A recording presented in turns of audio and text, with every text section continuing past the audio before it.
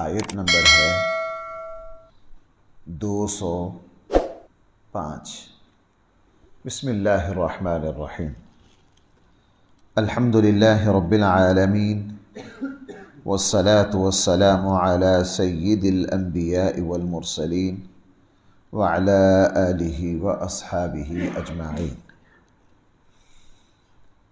اما بعد فاعوذ باللہ من الشیطان الرجیم۔ بسم اللہ الرحمن الرحیم۔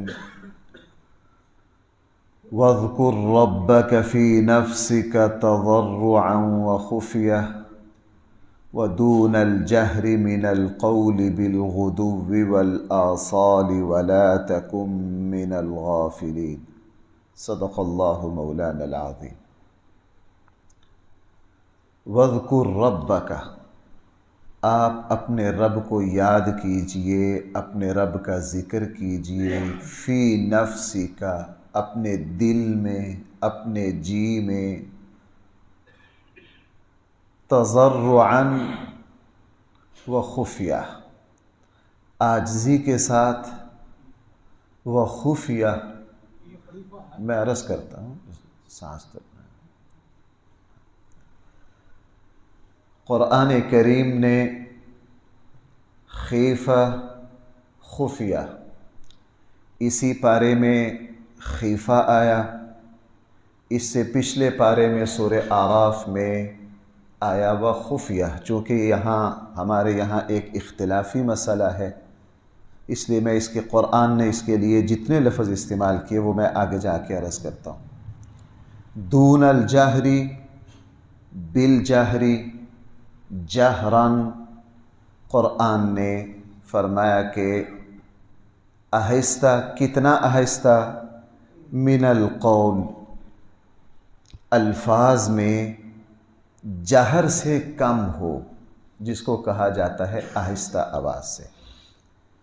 بالغدو والآصال، صبح کو، شام کو، کہیں قرآن نے کہا بکرۃ واصیلا۔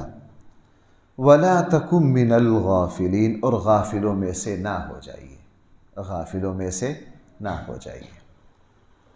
اب یہاں میرے اور آپ کے سمجھنے کی 4-5 باتیں۔ سب سے پہلی بات یہ ہے کہ قرآن نے یہ بہت کہا ہے وَاذْكُرْ، ایک جگہ کہا اذکروا اللہ ذکرا کثیرا، وہاں بھی لفظ ہے وَسَبِّحُوهُ بُكْرَةً وَأَصِيلًا۔ آپ صبح شام اپنے اللہ کو یاد کیجئے۔ کسی جگہ کہا ہے ادبار النجوم، وَمِنَ اللَّيْلِ فَسَبِّحْهُ وَأَدْبَارَ السُّجُودِ ادبار النجوم۔ صبح شام اپنے اللہ کو یاد کریں۔ اگر یوں کہا جائے تمام عبادات کی بنیاد جو ہے وہ اپنے اللہ کو یاد کرنا ہے۔ بھئی تمام عبادات کی روح کیا ہے؟ اللہ کو یاد کرنا۔ قرآن کریم نے دوسری جگہ یہ فرمایا اقم الصلاۃ لذکری، آپ نماز کو قائم کیجئے میری یاد کے لیے۔ ایک جگہ یہ کہا طرفی النہار وزلفا من اللیل ان الحسنات یذہبن السیئات، آگے فرمایا ذالک ذکریٰ۔ پوری نماز، پورا حج، پوری قرآن کریم کی تلاوت، اس کی بنیاد اللہ کی یاد ہے۔ بھئی اس کی بنیاد کیا ہے؟ اللہ کی یاد۔ اس لیے اس آیت میں جو بات فرمائی گئی ہے، پورے قرآن کریم میں جو کچھ ہے وہ اللہ کی یاد ہے، پوری نماز میں جو کچھ ہے وہ اللہ کی یاد ہے، پورے حج میں ہم بھائی جو لبیک اللہم لبیک لا شریک لک لبیک، آپ میں سے جن احباب نے حج کیا ہے جب گھر سے نکلیں گے سفر کے نفل پڑھیں گے، احرام باندھنے سے پہلے احرام کے نفل پڑھیں گے، اس کے بعد اللہم انی ارید الحجۃ، دعا خود ذکر ہے، پھر بیت اللہ تک لبیک لبیک پکارتے جائیں گے، عرفات و منی و مزدلفہ میں اللہ کی یاد کے علاوہ اور کچھ ہے نہیں ہے۔ تو یہ ہے اللہ کو یاد کرنا. یہ اسلام کا توحید کے بعد سب سے بنیادی حکم یہ ہے کہ بندہ کبھی بھی اللہ کی یاد سے غافل نہ ہو. بلکہ حدیث میں ہے کہ یہ جو پورا نظام ہے یہ بھی اس وقت تک ہی قائم اور کھڑا ہے جب تک یہاں ایک شخص بھی اللہ اللہ کہنے والا باقی ہے. یعنی اللہ کی یاد اس جہان میں باقی ہے تو یہ جہان قائم ہے. اللہ کی یاد ختم ہو جائے گی تو بھائی یہ جہان بھی کیا ہو جائے گا؟ ختم ہو جائے گا. آگے بڑھ کر آپ سے ایک بات عرض کروں. جنت میں ہم جب پہنچ جائیں گے، بھائی جنت میں حج ہے، وہاں نمازیں ہیں، وہاں زکوٰۃ، کوئی عبادت نہیں ہے. وہاں مکلفانہ زندگی کیا ہوگی؟ موت پر ختم ہوگی. آگے ہے جنت میں تو خواہشات کی زندگی ہے، تمہاری مرضی، جس طرح گزارنا چاہتے ہو، جس طرح تمہاری اب اپنی مرضی ہے تمہاری اللہ نے. وہاں کوئی عبادت نہیں ہوگی، نہ حج ہوگا نہ زکوٰۃ، ساری ذمہ داریاں ختم. لیکن ایک عبادت ہوگی، وہ ہوگی اللہ کو یاد کرنا. بھائی ایک عبادت ہوگی، وہ کیا؟ پورے قرآن کریم میں جہاں جہاں جنت کا ذکر ہے ساتھ ساتھ یہ بھی ذکر ہے کہ جنتیوں کی زبان پر سلام ہوگی، اللہ کی تعریف ہوگی، اللہ کو یاد کرنا ہوگا، اللہ کو یاد کرنا ہوگا. اللہ کو یاد کرنا، ذکر اللہ، اللہ کا تذکرہ، اللہ کی تسبیح، اللہ کی تحمید، اللہ کی تحلیل اور اللہ تعالیٰ کی حمد و ثنا. یہ ایسی عبادت ہے کہ یہ دنیا میں بھی ہے، میدان محشر میں بھی ہے، قبر میں بھی ہے، اور مرنے کے بعد جنت کی زندگی میں بھی ہے. جو اصل مقصد ہے عبادت کا وہ وہاں بھی ہوگا. سورہ یونس میں بھی ہے اور قرآن کریم نے دوسری جگہ بھی فرمایا کہ جنتیوں کی زبان پر کیا ہوگا؟ اللہ کی تعریف ہوگی، اللہ جل جلالہ کا ذکر ہوگا. اس لیے وَاذْكُرْ رَبَّكَ یہ روح ہے پورے قرآن کی کہ ہر وقت اللہ کو یاد کرنا. اس کی شکلیں مختلف ہو سکتی ہیں. پہلے جو یہاں ہے اس کو دیکھ لیجئے، پھر میں آگے عرض کرتا ہوں. یہاں پہلی بات فرمائی آپ اپنے جی میں اللہ کو یاد کیجئے، جس کو تدبر تفکر کہتے ہیں، جس کو بھائی کیا کہتے ہیں؟ یعنی دل میں ہو، الفاظ نہ ہو، دل میں اللہ کو یاد کرنا، غور و فکر کرنا. یہ ساری ذکر کی قسمیں ہیں. اسی کی ایک قسم یہ ہے کہ اللہ نہ کرے کوئی مسلمان غلط کام کرنے کا سوچ رہا ہے، جیسے ہی دل میں خیال آیا فوراً اس نے اپنے آپ کو روک لیا. یہ بھی دل میں کس کو یاد کرنا ہے؟ اللہ کو یاد کرنا. یہ بھی الفاظ نہ ہو، دل جو ہے. اسی طرح آپ کسی خوبصورت پھول کو دیکھ رہے ہیں، کسی باغیچہ کو دیکھ رہے ہیں، کسی باغ کو دیکھ رہے ہیں، کسی بھی خوبصورت چیز کو دیکھ رہے ہیں، دل میں خیال آ گیا یار اللہ نے کتنی پیاری یہ چیز پیدا کی ہے. یہ بھی وَاذْكُرْ رَبَّكَ فِي نَفْسِكَ ہے. تو نے اپنے جی میں کس کو یاد کیا ہے؟ اللہ. اسی لیے یہ جو کیفیت ہے یہ انبیاء علیہم السلام کو ہر وقت حاصل ہوتی ہے. نبی کا دل کبھی بھی ایک لمحہ کے لیے بھی اللہ کی یاد سے غافل نہیں ہوتا. رسول اللہ صلی اللہ علیہ وسلم نے اسی بات کو حضرت عائشہ سے فرمایا تھا کہ ہماری آنکھیں سوتی ہیں، ہمارا دل نہیں سوتا. تو نبی کا دل ہر وقت اللہ کی یاد میں ڈوبا ہوا ہوتا ہے. اور بھائی یہ کیفیت تو بنعوذ باللہ نبیوں کی جو کیفیت ہے ہم تو اس کا سوچ بھی نہیں سکتے. لیکن اتنا ضرور ہے مسلسل مشق کے بعد کیفیت یہ آہستہ آہستہ مضبوط سے مضبوط، بہتر سے بہتر ہوتی رہتی ہے. ہوتی بڑی محنت کے بعد ہے، ہوتی بڑی محنت کے بعد ہے. ہمارے ایک بہت بڑے اللہ والے ہوئے ہیں. ایک مرتبہ ان کے پاس بڑے بڑے علماء تھے. ان میں مفتی اعظم پاکستان مفتی شفیع صاحب وغیرہ بھی ان کے پاس بیٹھے ہوئے تھے. آپس میں باتیں کرتے رہے.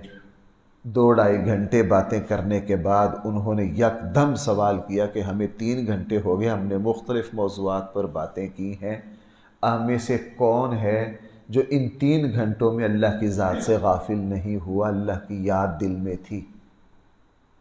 تو جو قریب بڑے بڑے علماء بیٹھے تھے وہ یکدم چونک گئے کہ ہم تو گفتگو میں ایسے ڈوب گئے تھے۔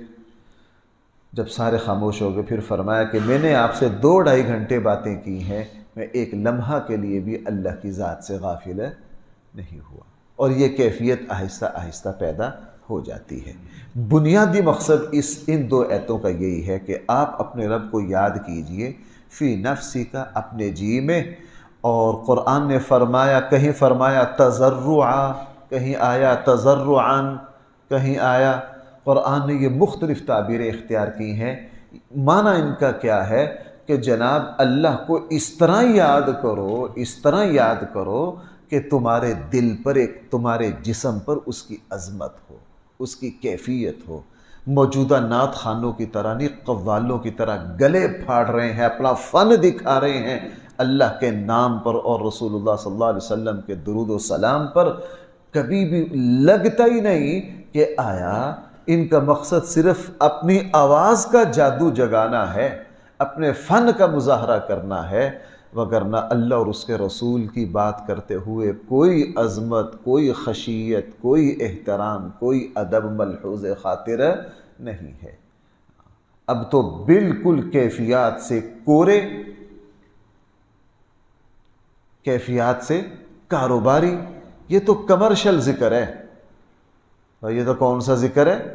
ہاں، یہ تو کمرشل ذکر اور کمرشل درود و سلام ہے۔ اس لیے فرمایا کہ آپ نے تضرعاً اپنے اللہ کو اس طرح یاد کرو عاجزی کے ساتھ۔ یہاں ہمارے یہاں ایک بحث ہے کہ ذکر آہستہ کرنا چاہیے یا بلند آواز سے۔ میں اسی لیے اس بات کو ذرا کھول کر بیان کرنا چاہتا ہوں۔ اللہ کے ذکر کرنے کے کئی طریقے ہیں، ایک کے علاوہ باقی سارے جائز ہیں۔ بھائی ایک کے علاوہ باقی کیا ہے؟ ایک ہے دل میں اللہ کا خیال کرنا، جس کو تدبر غور و فکر کہتے ہیں، جس کو پیچھے کہہ دیا وَاذْكُرْ رَبَّكَ فِي نَفْسِكَ، اپنے دل میں اللہ کو یاد کرنا، الفاظ ساتھ نہ ہو، صرف دل میں خیال ہو، تصور ہو، تخیل ہو، یہ بھی بالکل جائز ہے۔ یہ بھی کیا ہے؟ قرآن نے یہاں بھی کہا اور جگہ بھی کہا۔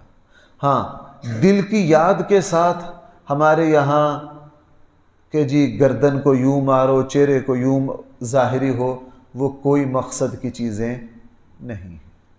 بھائی میری بات سمجھ آ رہی ہے؟ ہمارے یہاں آہستہ ذکر کے کئی طریقے ہیں کہ سر کو ادھر کو مارنا ہے یا ادھر کو مارنا ہے یا گول گھمانا ہے یا پتہ نہیں کیا کچھ کرنا ہے، اس کا کہیں بھی کوئی ثبوت اور کوئی ذکر نہیں۔ آپ اپنے دل میں اللہ کو یاد کریں گے، اگر آپ کا جی یوں کر توجہ یوں جاتی ہے یوں کر لیجئے، آنکھیں بند کر کے توجہ زیادہ رہتی ہے آنکھیں بند کر لیجئے، آنکھیں کھول کر آپ کی توجہ زیادہ رہتی ہے آنکھیں کھول کر توجہ کر لیجئے۔ اور اگر کچھ بزرگوں نے کوئی طریقے بتائے بھی ہیں کہ آپ گردن کو یوں مارو گے، سر کو یوں مارو گے، سانس کو یوں لو گے، وہ مقصد نہیں ہے، وہ صرف دل کو اللہ کی طرف متوجہ کرنے کے طریقے ہیں۔ ان کو تجربے سے یوں لگا کہ اگر اس طرح سانس لو گے، اس طرح گردن مارو گے تو دل اللہ تعالیٰ کی طرف جلدی متوجہ ہو جائے گا۔ وہ کہنے والے تو پڑھے لکھے تھے، بعد میں آگے جاہل مخلوق، انہوں نے ذکر کی جگہ ان طریقوں کو ہی مقصود اصلی سمجھ لیا۔ ان کو بھائی کیا سمجھ لیا؟ دیکھو میں آپ سے ایک بات عرض کروں، اصل مقصد ہے قرآن کو سمجھنا۔ ہم یوں حلقہ بنا کر بیٹھ کر سمجھ لیں، اکٹھے بیٹھ کر سمجھ لیں، پارے سامنے رکھ کر سمجھ لیں، پارے نہ بھی ہوں حافظ ہوں، بھئی سارے طریقے جائز ہیں کہ نہیں؟ اب کل کو کوئی کہہ دے جناب درس کے لیے یہی شکل لازم ہے، اس کے علاوہ نہیں ہوگے تو یہ کوئی درس نہیں ہے، تو بھئی اس کا کہنا ٹھیک ہوگا؟ یہ تو صرف ایک ترتیب ہے، ایک طریقہ ہے، یہ اس طرح بیٹھنا کوئی مقصد نہیں ہے۔ دوسرا، یہاں فرمایا کہ اللہ کو یاد کرو خیفتاً، اور سورہ اعراف میں فرمایا خفیتاً۔ اس سے یہ پتہ چلا خفیہ کیا ہے، خیفہ کیا ہے۔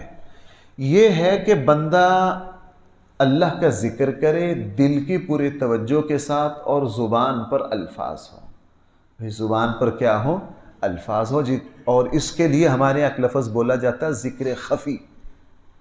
کیا لفظ بولا جاتا ہے؟ ذکر خفی. یہ جو خفی کا لفظ ہے یہ اسے خیفہ اور خفیہ سے لیا گیا ہے. اور افضل یہ ہے، رسول اللہ صلی اللہ علیہ وسلم نے حضرت موسیٰ اشعری سے فرمایا تھا کہ اللہ کو آہستہ یاد کرو. کس طرح یاد کرو؟ میں نے وہاں قرآن نے یہاں بھی خیفہ کا لفظ استعمال کیا. یہ ذکر کی دوسری شکل ہے. تیسری شکل ہے جس کو آج کل بطور خاص ہمیں مد نظر رکھنا. فرمایا دون الجہر من القول. اور آپ اللہ کا ذکر اس طرح بھی کر سکتے ہیں دون الجہر، جہر سے کم ہو. دون کا معنی کم، ہلکا ہوتا ہے. من القول یعنی الفاظ میں شور شرابہ نہ ہو. شور شرابہ. حضرت ابو موسیٰ اشعری رضی اللہ عنہ فرماتے ہیں ہم ایک جنگ سے واپس آ رہے تھے تو کچھ صحابہ نے زور زور کے ذکر کرنا شروع کر دیا. آپ علیہ السلام ناراض ہو گئے. آپ نے فرمایا تم جس اللہ کو پکارتے ہو تمہارا رب کوئی گنگا بہرا نہیں ہے. بھئی تمہارا رب جو ہے وہ گنگا بہرا نہیں ہے. اسی لیے ہمارے یہاں یہ جو رمضان میں بھی عام دنوں میں بھی سنتے ہیں، تہجد کے وقت یہاں لوگ لاؤڈ سپیکر کھول لیتے ہیں. اب جب پچھلی رات گزری ہے 12 ربیع الاول کی، آپ نے دیکھا ساری رات سپیکروں میں کیا ہوتا رہا. بھائی میری بات سمجھ پا رہے ہیں آپ؟ ساری رات سپیکر کھول کے ذکر ہوتا رہا کہ نہیں؟ پچھلی رات میں ایک جگہ تھا، ساری رات اکٹھے ذکر ہو رہا. جی ذکر بھی جا، سپیکر چل رہا ہے. اب یہ آیت جو ہے بھائی آپ کسی بھی مکتبہ فکر کا ترجمہ لے لیجئے، دون الجہر من القول کا ترجمہ دیکھ لیجئے قرآن کیا کہہ رہا ہے. رسول اللہ صلی اللہ علیہ وسلم مسجد تشریف لائے. حضرت عمر ایک طرف کھڑے ہو کے تلاوت کر رہے تھے زور سے، اور حضرت صدیق اکبر تلاوت نماز میں کھڑے ہو کر رہے تھے. کس طرح؟ آہستہ. رسول اللہ صلی اللہ علیہ وسلم نے حضرت عمر سے فرمایا عمر تھوڑا سا آہستہ. حضرت عمر سے کیا فرمایا؟ تھوڑا سا آہستہ. لہٰذا جس طرح ہمارے یہاں رمضان میں بھی میں ایک صاحب کو دیکھتا ہوں، پتہ نہیں ادھر کسی سپیکر سے آواز آتی ہے. رمضان سے صبح سحری کے وقت ختم ہونے سے 2-2.5 گھنٹے پہلے وہ سپیکر کھولیں گے، لا الہ الا اللہ لا الہ الا اللہ ذکر چل رہا ہے. قرآن نے اس کی اجازت نہیں دی ہے. یہ ہماری خواہش ہو سکتی ہے، ہماری پسند اور ناپسند ہو سکتی ہے. یہ دین نہیں ہے، یہ دین نہیں ہے. کیوں؟ رسول اللہ صلی اللہ علیہ وسلم نے تو اور خود قرآن کریم نے اس طرح کے ذکر سے بھائی کیا کر دیا؟ منع کر دیا. اور اس پر پوری امت کا اتفاق ہے اس کو سمجھانے کی. اب یہ تو آپ میں سے تو سارے یہاں لوگ ہی وہ ہیں جو یہ کام نہیں کرتے. جو کرتے ہیں وہ سننا نہیں چاہتے، جو کرتے ہیں وہ سننا نہیں چاہتے. اس پر پوری امت کا اتفاق ہے. ہمارے پاکستان میں کیا بریلوی، کیا دیوبندی، کیا اہل حدیث، سب کا اس پر اتفاق ہے کہ ذکر و اذکار عبادت اس طرح کرنا جس سے دوسروں کی عبادتوں میں خلل پڑے یہ جائز ہے. مفتی منیب الرحمان صاحب جو بریلوی مکتبہ فکر کے بہت بڑے عالم ہیں، وہ ان دنوں میں اکثر ایک کالم لکھا کرتے ہیں کہ اس طرح جائز نہیں ہے میلاد کے پروگرام جس سے دوسروں کی کیا ہو. ابھی 2 راتیں پہلے ہمارے محلے میں چل رہا تھا، 2:30 بجے ختم ہوا ہے. 2:30 بجے تک تو ہم سو نہیں سکے، 2:30 بجے تک تو سو نہیں سکے، 2:30 بجے کے بعد سوئے ہیں. اب پورا مہینہ جن گھروں میں بھائی اگر آپ کا مسلک یہ ہے کہ میلاد کروانی ہے، بھائی میں اس مسئلے اگر آپ جائز سمجھتے ہیں کرو بھائی،